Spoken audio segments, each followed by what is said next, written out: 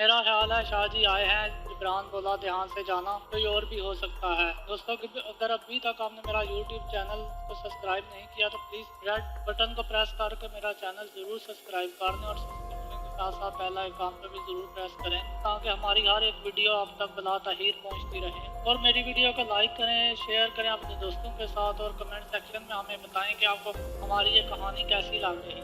इमरान ने दरवाज़ा खोला तो शाह जी अंदर आगे आते ही बोले, भाई साहब मुबारक हो, ये वही जहाज है जो आपका टारगेट है। इसकी निचली दो मंजिलें हर किस्म के असला और गोला बारूद से भरी पड़ी हुई हैं। इसका कप्तान क्वाका का रहने वाला हिंदुस्तानी है। जहाज के हमले में पारसी, ईसाई और मदारसी 2-3 पंजाबी भी शामिल हैं। ये जहाज बज़ाहिर जनूबी अफ्रीका से प्याज लेकर आया है। जहाज की तीसरी मंजिल वाले गोदाम में महज दिखावे के लिए प्याज और सोयाबीन के 4-5 हजार बोरे भी लदे हुए हैं। इमरान ने पूछा, ये जहाज खलीज कांबे की बंदरगाह कांबे की कौन सी गोदी पर आके लगेगा? शाह जी बोले, तुम दोनों में से किसी ने कांबे की बंदरगाह नहीं देखी, लेकिन मैंने देखी है। ये लोहे के मजबूत और मोटे तारों वाली जालीदार दीवार है। ये भी सुना गया है कि सानी दीवार के पीछे कुछ दूर तक समंदर में बारूदी सुरंगें भी बिछा दी गई हैं ताकि किसी दहशतगर्द के समंदर के नीचे से अंदर आकर जहाज को तबाह करने का एक काम ही बाकी ना रहे। अगर तुम लोग समंदर के अंदर से गोता लगाकर जहाज तक पहुंचना चाहोगे तो तुम्हें सबसे पहले समंदर में बिछाई हुई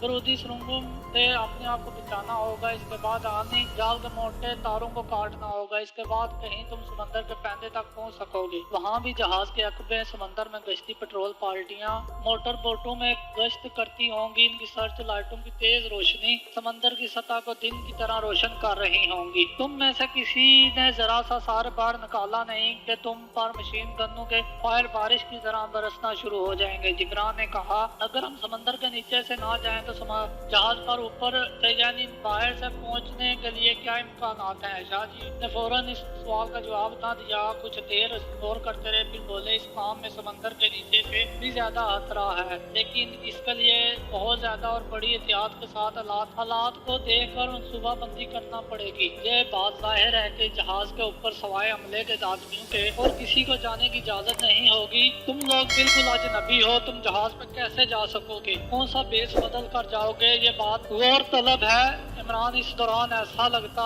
था कि गहरी सोच में गुम है। इसने सर उठाकर शाह जी की तरफ देखा और बोला, मेरे ख्याल में हमारा जहाज के अंदर ऊपर से जाना ही ठीक रहेगा। इसमें सिर्फ एक कमजोरी है कि हम कहीं पहचाने ना जाएं। इसके वास्ते हमें वहाँ के हालात का जायजा लेने के बाद सोचना होगा कि हम कौन सा बेस बदल कर जहाज में दाखिल हों। शाह जी बोले, ये मैं मालूम कर दूंगा। बहरहाल तुम लोगों को दोनों तरीकों पर अमल करने के लिए अपने आप को तैयार रखना पड़ेगा। अपनी तरफ से मैं तुम्हें इतना बता देना चाहता हूँ कि अगर तुम समंदर के नीचे से कमांडो एक्शन का फैसला किया तो तुम्हें गोताखोरी के सूट और ताकतवर से ताकतवर रिमोट कंट्रोल और टाइम क्लॉक वाले बम मुहैया कर दिए जाएंगे। इस तरफ से तुम्हें बेफिक्र हो जाना चाहिए। मैं हालात का पूरा जायजा लेने और पूरी मालूमात हासिल करने के बाद ही आऊँगा। हो सकता है मुझे 1-2 दिन लग जाए। तुम यहीं रहना, बाहर किसी तरफ को मत निकल जाना। शाह जी चले गए। दूसरे दिन भी ना आए। तीसरे दिन के वक्त रात के वक्त आए। इस वक्त बारिश तो नहीं हो रही थी मगर आसमान पर बादल ही बादल थे और समंदर की तरफ से बड़ी खुशगवार हवा चल रही थी। हम शाह जी के पास बैठ गए और बड़े तजस्सुस से इंतजार करने लगे कि वो क्या कहते हैं। शाह जी ने पहली बात ये कही, पहले तो ये सुन लो कि जहाज पर से गोला बारूद अभी नहीं उतारा जा रहा। इसकी ये वजह है कि इसके लिए जहाँ इतने फौजी ट्रक मुहैया नहीं है। अम्बाला छोनी से 50-60 ट्रकों का कन्वॉय चल पड़ा है, जिसे तो एक दिन यहाँ पहुँचते लग जाएंगे। इसके बाद 60 हाली ट्रकों का एक कन्वॉय मेरठ छोनी से निकल कर जहाँ पहुँचेगा, इसे भी 2-3 दिन लग जाएंगे। इसके बाद नेवी और आर्मी ऑर्डिनेंस के चीफ एग्जीक्यूटिव ऑफिसर आकर रात के वक्त एमुनेशन की चेकिंग करेंगे। ये ऑफिसर मुंबई और हैदराबाद की आर्मी छोनी से आए। इस तरह से कम 7-8 दिन लग जाएंगे। इसके बाद जहाज पर से एमुनेशन उतारा जाना और ट्रकों पर लोड करना शुरू होगा। ये काम भी बड़ी एहतियात के साथ रात के वक्त होता रहेगा। मुझे कल के दिन की मोहलत दो। मैं जहाज के हमले के बारे में एक बार फिर पूरी रिपोर्ट मंगवाता हूँ। मुझे यकीन है कोई ना कोई रास्ता जरूर निकल आएगा। इतना कहकर शाह जी चले गए। शाह जी के जाने के बाद जिब्रान और इमरान भी गौर व फिक्र करते रहे। जहाज के ऊपर से जहाज में दाखिल होना और फिर सारे अमले और सिक्योरिटी स्टाफ की मौजूदगी में जहाज की निचली मंजिल में जाकर बम लगाना इतनी आसान बात नहीं थी। वक्त भी कम था। 2-3 रोज के अंदर अंदर अम्बाला, छौनी और मेरठ छौनी से चले हुए फौजी ट्रकों का पहला कानवाय पहुंचने वाला था। इस वक्त असला और बारूद जहाज से निकलना शुरू हो जाएगा। वक्त गुजरता जा रहा था और अभी तक वो किसी फैसले पर नहीं। दूसरे दिन शाम होते ही शाहजी उर्फ चंदर कानत आगे का चेहरा बता रहा था कि कुछ उम्मीद पैदा हो गई है। कहने लगे कुदरत ने इत्तेफाक बना दिया है। आज ही दोपहर को अम्बाला छौनी के कमांडिंग ऑफिसर का एक टैक्स जहाज के कैप्टन को मिला है कि तोपखाना रेजिमेंट के 2 अफसर कर्नल एम ए रियासी और कैप्टन देवनार सेठी एम्यूनेशन की चेकिंग इन्हें हर तरह की इमरान ने शाहजी से पूछा इससे हमारे मिशन का क्या तल्लक है। शाहजी बोले तल्लक है और बड़ा गहरा तल्लक है, इसलिए मैं शाम का अंधेरा होते ही तुम्हारे पास आ गया हूँ। कर्नल एम और कैप्टन देवनार सेठी को पहुँचते पहुँचते 2 रोज लग जाएंगे। इससे पहले यानी कल ही तुम आप दोनों कर्नल एम और कैप्टन देवनार सेठी बनकर एम्यूनेशन की चेकिंग करने जहाज पर जाओगे। क्या ख्याल है? इमरान जैसे चौंक से गए। यह मंसूबा ऐसा था कि अगर वो भरपूर एतमाद से काम लें तो सिर्फ 1 घंटे में अपना मिशन कामयाबी से मुकम्मल कर सकते थे। इमरान बोला हम इसी मंसूबे पर अमल करेंगे। शाहजी ने कहा यह मौका कुदरत की तरफ से तुम्हें मुहैया हुआ है, इससे तुम पूरा फायदा उठा सकते हो। किसी लंबी चौड़ी मंसूबा बंदी की जरूरत नहीं। कर्नल और कैप्टन की फौजी वर्दियां तुम्हें मिल जाएंगी। ये कोई जंगी जहाज नहीं है कि तुम्हें ID कार्ड दिखाने की जरूरत पेश है, सिविलियन जहाज है। शाहजी फौरन उठकर चले गए। अचानक एक मंसूबा इमरान और जिब्रान के सामने आ गया था, लेकिन वो 1 सेकंड के लिए भी ना तो परेशान हुए थे और ना ही पुरजानी खुफियत तारी हुई थी। अंग्रेजी बोलना और समझना इनके लिए कोई मुश्किल काम नहीं था। इन्हें तरबियत के दौरान भारत की जबान हिंदी और अंग्रेजी अच्छी तरह से पढ़ाई गई थी। वो बड़ी रवानगी से अंग्रेजी और हिंदी बोल सकते थे और लिख भी सकते थे। इनमें एतमाद भी बहुत ज्यादा था।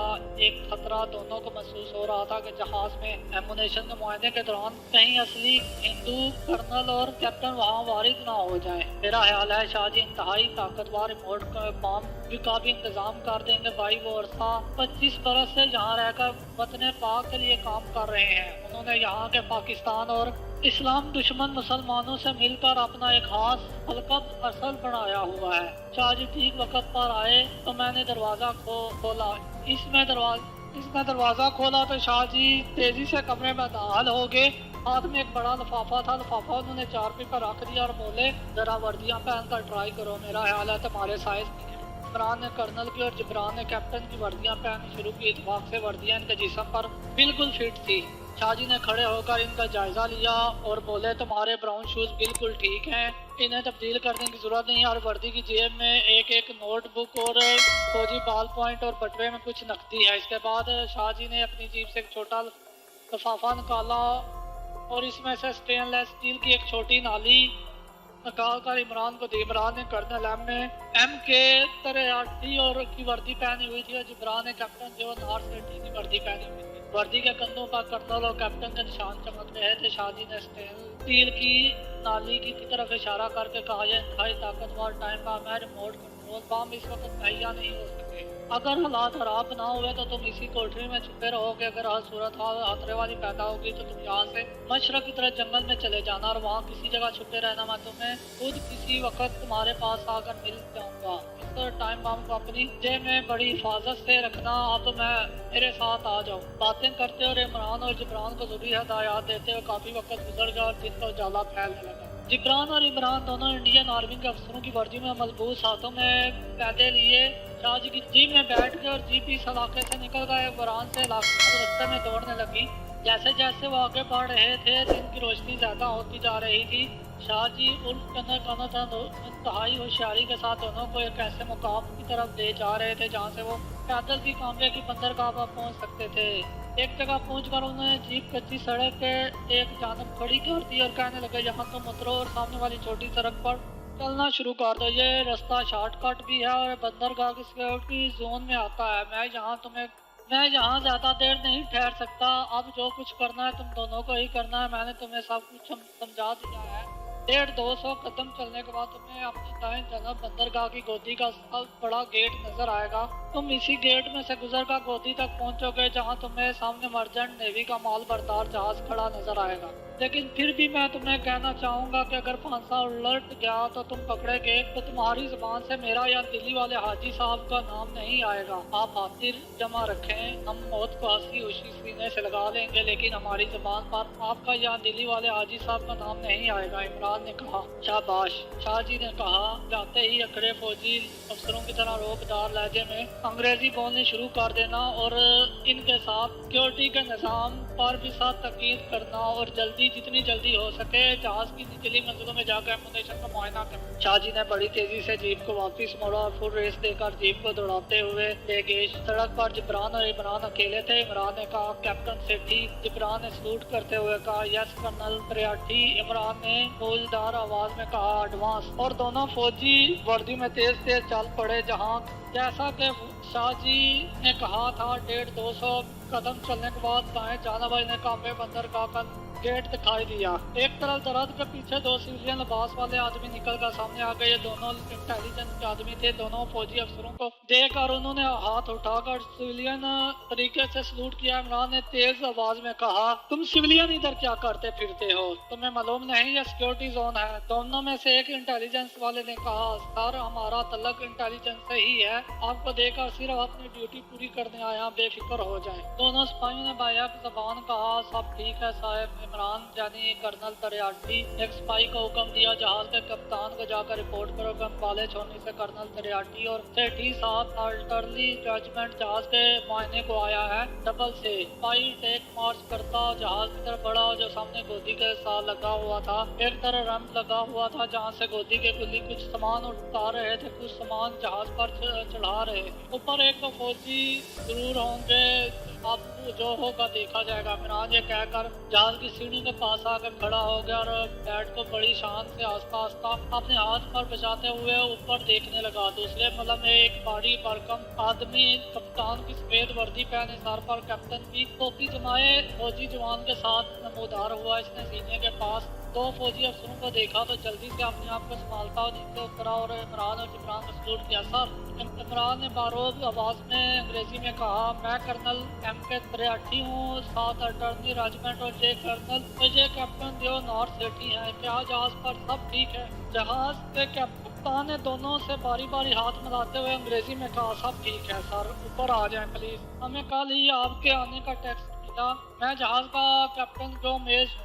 वो इमरान और जिब्रान को अपने कप्तान के कैबिन में ले जाने लगा तो इमरान ने कहा, पहले हमें एमुनेशन का मुआयना करेंगे, इसके लिए हमें आर्मी हेडक्वार्टर के जनरल सिंदर जी ने भेजा है। कप्तान गोमेज ने बड़े शामदाना लहजे में कहा, सर 1-2 पैक ही पी लीजिए, आप थके हुए होंगे। इमरान ने तनी हुई गर्दन के साथ तेज लहजे में कहा, तो कैप्टन, हम ड्यूटी पर ड्रिंक को हाथ नहीं लगाते। जहाज का ग्वार्डी कैप्टन ने फौरन माजरत पेश की, सॉरी कर्नल, सॉरी। कैप्टन सेठी यानी जिब्रान ने कैप्टन से अंग्रेजी में कहा, हम निचली मंजिल में ले चलो जहां एमुनेशन है, हमें 1-2 घंटे के अंदर अंदर इसकी चेकिंग करके हेडक्वार्टर को रिपोर्ट पर भेजनी है। Okay sir. जहाज के कैप्टन ने कहा, प्लीज मेरे साथ आइए। कैप्टन जहाज के कप्तान को इन दोनों पर कैसे शक पड़ सकता था? शाहजी की रिपोर्ट के मुताबिक कप्तान को में इसको कल ही एक फौजी टेलीटेक्स मिला था, जिसमें कहा गया था कि दो आला रैंक के अफसर जहाज के मुआयने को आ रहे हैं और इनकी हर तरह की सहूलत मुहिम की जाए।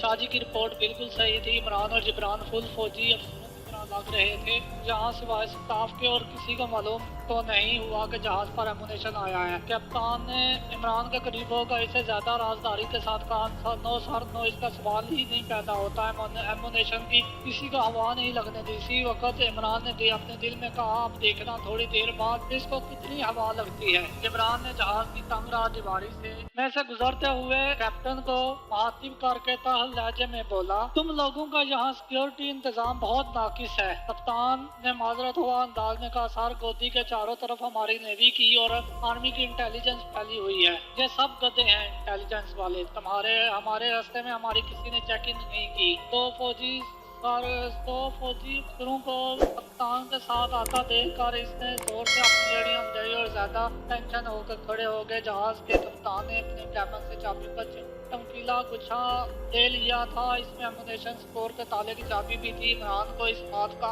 पूरी शिद्दत से एहसास था कि वो शेर के हलाकत अंगेज नोकीले दांतों वाले जबड़े के अंदर चल फिर रहा है, जहाँ किसी भी वक्त कुछ भी हो सकता है। इनका भांडा फूट सकता है, पकड़े जा सकते हैं। जैसे ही एमुनेशन स्टोर या गोदाम का दरवाज़ा खुला, दरवाज़ा खुला, कर्नल करियाठी यानी इमरान और ने कप्तान को मेरे से कहा, अपना एमुनेशन हमारी रिपोर्ट के मुताबिक जहाज की 2 मंजिलों में रखा गया है। जहाज का कप्तान फौरन बोला, सर इसके ऊपर भी एक मंजिल में एमुनेशन स्टोर किया हुआ है, इसके बाद आप ऊपर गोदाम की चेकिंग कीजिएगा। ओके, तुम यहाँ बाहर ही ठहरो, हम किसी सिविलियन को एमुनेशन स्टोर में जाने की इजाज़त नहीं दे सकते। Okay sir, no problem. इसके बाद इमरान ने अपने फौजी जवान को जो पहरा दे रहा था फौजी अंदाज में हुक्म दिया, तुम जवान इधर टेंशन खो कर खड़ा रहेगा, किसी को अंदर नहीं आने देगा। Yes sir. फौजी जवान ने एरिया बजाकर कहा। इमरान ने जबरान को साथ लिया और गोदाम में दाखिल हो गया। बाहर पहरा देते हुए फौजी जवान ने आस्ता से दरवाज़ा बंद कर दिया। गोदाम में बिजली के 2 बल्ब जा रहे थे। इनकी रोशनी में इमरान और जबरान ने देखा कि सारा गोदाम मुख्तलिफ किस्म के फौजी असलों और मिसाइलों और बम्बों और हैंड ग्रेनेडों और गोला बारूद के ड्रमों से भरा पड़ा हुआ था। उन्होंने चल फिर कर यूं ही इन चीज़ों की चेकिंग शुरू कर दी। इस दौरान में इमरान ने अपनी फौजी बुश शर्ट की जेब में से इंतहाई ताकतवर स्टेनलेस स्टील की नाली वाले टाइम बम निकाल कर हाथ में छुपा लिया था। एक जगह दस्ती बम्बों और मिसाइलों के ढेर लगे हुए थे। इमरान ने इनकी तरफ इशारा किया। इमरान ने हैंड ग्रेनेड के ढेरों के अंदर बड़े आराम से बम रख दिया। इसने इसका बटन नहीं दबाया था। वो इतनी जल्दी बाहर नहीं निकलना चाहते थे, कुछ नहीं तो ये 10 मिनट गुजारना चाहते थे ताकि इन्हें जहाज से निकलने और जहाज के अंदर ज्यादा से ज्यादा दूर होने के लिए मजीद 10 मिनट लग जाए, मिल जाए। जिब्रान ने आस्था से कहा, मेरा ख्याल है हमें अब निकलना चाहिए, यहाँ ज्यादा देर खड़ा रहना हमें किसी मुसीबत में फंसा सकता है। इमरान ने धीमी आवाज में कहा, सिर्फ 5 मिनट और ठहरेंगे। ये 5 मिनट उन्होंने गोदाम में असला बारूद के जहीरों के दरमियान घूम फिर कर गुजार दिए। इमरान ने जिब्रान से कहा, ऊपर वाले गोदाम में कुछ लगाने की जरूरत नहीं है, नीचे वाला गोदाम ऊपर वाले गोदाम को भी उड़ा देगा, अब निकल चलो। और वो फौजी अंदाज में तेज तेज स्टोर से बाहर निकल गए। बाहर आते ही इमरान ने कप्तान कहा, ओके कैप्टन, हर चीज ठीक हालत में है, ये बताने की जरूरत नहीं कि बाहर निकलते वक्त इमरान ने दस्ती बम्बों के ढेर में छुपाए हुए टाइम बम का नन्हा सा नुक्ता दबा दिया था और टाइम बम के अंदर लगा हुआ छोटा सा क्लॉक चल पड़ा था। ठीक 25 मिनट के बाद बम ने फटकर जहाज को धमाके से उड़ा देना था। कप्तान ने कहा, सर आप ऊपर वाले स्टोर की भी चेकिंग कर ले। इमरान ने कप्तान की तरफ मुस्कुरा कर देखा और अंग्रेजी में कहा, वेल कैप्टन, तुम पर पूरा भरोसा है, हमें तुम पर पूरा भरोसा है, तुम वहाँ बहुत ब्यूटीफुल ऑफिसर है। अब ऊपर वाले स्टोर को चेक करने की जरूरत नहीं है, हम अभी जाकर हाई कमांड को रिपोर्ट भिजवा देगा, अब हम जाएगा। इस ख्याल से कि जहाज पर किसी को शक ना पड़े, वो ज्यादा तेज भी वापस नहीं जा सकते थे। बस जिस रफ्तार से आए थे इसी रफ्तार से चलते हुए दरमियाने अरसे के सीने के पास आ गए। इमरान और जिब्रान ने टाइम बम का बटन दबाने के साथ ही अपनी अपनी घड़ियों को चेक कर दिया था और अब एक मिनट का हिसाब कर रहे थे। इनके पास ज्यादा वक्त नहीं था, फिर भी वो ज्यादा तेजी दिखाकर जहाज के कप्तान को हुआ शक में नहीं डालना चाहते थे। जहाज का कप्तान इन्हें गोदी के गेट तक छोड़ने आया। गेट के बाहर इसने कोई फौजी जीप वगैरह ना देखी तो इमरान से कहा, सर आपकी गाड़ी अगर अभी तक नहीं आई तो मैं अपनी गाड़ी मंगवा लेता हूँ। इमरान ने कहा, सिक्योरिटी की वजह से हम इस तरफ आर्मी की गाड़ियाँ दिन के वक्त नहीं लाना चाहते थे, आप अपनी गाड़ी भिजवा दें। इमरान ने छोटी गाड़ी गोदी के पर ही एक तरफ खड़ी थी। इसने पीछे मुड़कर कुछ फासले पर खड़े सफेद वर्दी वाले पेटी अफसर को इशारा किया। इसने फौरन गाड़ी भिजवा दी। इमरान ने और जिब्रान ने जहाज के कैप्टन से हाथ मिलाया और गाड़ी में बैठ गए। गाड़ी फौरन चल पड़ी। इमरान ने ड्राइवर से कहा, जवान गाड़ी तेज चलाओ, हमें जल्दी हेडक्वार्टर पहुंचना है। मर्चेंट नेवी के वर्दी पोश ड्राइवर ने गाड़ी को तेज कर दिया। इमरान ने ड्राइवर की तरफ देखा तो सोचा कुदरत इस ड्राइवर पर मेहरबान हो गई है जो इससे जहन्नम में से निकाल कर ले आई है। वहाँ थोड़ी देर बाद जहन्नम के शोले बुलंद होने वाले थे। अब ये नेवी के इस ड्राइवर की किस्मत थी कि ये अभी 10-12 मिनट तक गोदी पर वापस ना जाए। इमरान ड्राइवर को ज़्यादा देर तक अपने साथ भी नहीं रख सकता था, क्योंकि कुछ देर बाद गोदी में धमाके होने वाले थे। वो गोदी से ज्यादा दूर होते जा रहे थे। आखिर एक जगह पहुंचकर इमरान ने ड्राइवर से कहा, जवान गाड़ी रोको, हम इधर उतरेगा। ड्राइवर ने सड़क पर एक तरफ उतार कर गाड़ी रोक दी। इमरान और जिब्रान उतर गए। उन्होंने अपनी अपनी घड़ी पर वक्त देखा, बम के फटने के और इसके बाद सारे जहाज के फटने में सिर्फ 7 मिनट बाहर रह गए थे। नेवी के ड्राइवर ने कहा, सर मैं जाऊं या इधर ही आपका इंतजार करूं? इमरान के दिल में एक ख्याल आया। इसने ड्राइवर से पूछा, जवान तुम्हारा नाम क्या है? उसने बड़े अदब से कहा, सर मेरा नाम गुलाम कादिर है, मैं उरी जिला जम्मू का रहने वाला हूँ। इमरान ने इसको एक बोगस यानी फर्जी टेलीफोन नंबर कागज पर लिख कर दिया और हुक्म देने के अंदाज में कहा, गुलाम कादिर इधर से तुम वापस गोदी पर नहीं जाएगा, तुम इधर से सीधा शहर के बड़े ढाहाने में जाएगा, वहाँ से इस नंबर पर फोन करेगा, उधर से कैप्टन तियोर्जी बोलेगा, तुम इसे बताएगा कि कर्नल साहब ने जहाज का मुआयना कर लिया है और हेडक्वार्टर वापिस आ रहा है। अगर नंबर अंगेज मिला तो इस वक्त तक तुम फोन करता रहेगा जब तक दूसरी तरफ से कैप्टन नहीं बोलेगा। ये ऑर्डर है। Okay okay sir. ड्राइवर ने फर्जी टेलीफोन नंबर वाला कागज जेब में रख लिया और सलूट करके गाड़ी को जहाज की गोदी की तरफ ले जाने की बजाय शहर को जाने वाली सड़क पर डाल दिया। जिब्रान ने मुस्कुराते हुए कहा, इमरान मैं समझ गया हूँ कि तुमने ऐसा क्यों किया। इमरान बोला, मैं नहीं चाहता था कि जहाज के साथ इस मुसलमान ड्राइवर पर भी उड़े। वक्त बहुत थोड़ा रह गया था, हमें अब दूसरी तरफ से होकर समंदर के दलदली इलाके की तरफ जाना होगा। यहाँ ज्यादा देर रहना दुरुस्त नहीं। दोनों बंदरगाह की मुहालफ से नमक को चल पड़े। चलते चलते वो थोड़ी देर बाद घड़ियों पर कार डाल लेते। जब 25 मिनट गुजरने में सिर्फ 2 मिनट बाकी रह गए तो इमरान बोला, इस चट्टान के पीछे आ जाओ, अगर टाइम बम ने धोखा ना दिया तो 2 मिनट बाद वो फट जाएगा। समंदर का शुमाल मशरकी दलदली इलाका शुरू हो चुका था, जहाँ कहीं कहीं चट्टाने जमीन से बाहर निकली हुई थी। वो एक चट्टान की ओट मारते होकर बैठ गए। दोनों के दिलों की धड़कनें मूल से ज्यादा तेज हो गई थी। बम फटने में सिर्फ 15 सेकंड रह गए थे। इमरान सेकंड गिनने लगा। 15 सेकंड पूरे हो गए मगर कोई धमाका ना हुआ। तो दोस्तों ये थी हमारी आज की कहानी। उम्मीद करता हूँ आपको जरूर पसंद आई होगी। अगर आपको हमारी कहानी पसंद आई है तो प्लीज वीडियो को लाइक करें, अपने दोस्तों के साथ शेयर करें और कमेंट सेक्शन में हमें बताएं कि आपको हमारी कहानी कैसी लगी। और प्लीज मेरे चैनल को सब्सक्राइब करना मत भूलें। सब्सक्रिप्शन के साथ साथ बेल आइकॉन पर भी प्रेस कर दें ताकि हमारी हर वीडियो आप तक बिला तारीर पहुंचती रहे और ये बिल्कुल फ्री है। अगली कहानी इंशाल्लाह ताला यहीं से शुरू करेंगे। तब तक अपना और अपने प्यारों का बहुत सारा ख्याल रखें। अगली कहानी में मिलते हैं फिर। फी मानिल्लाह। अल्लाह हाफिज।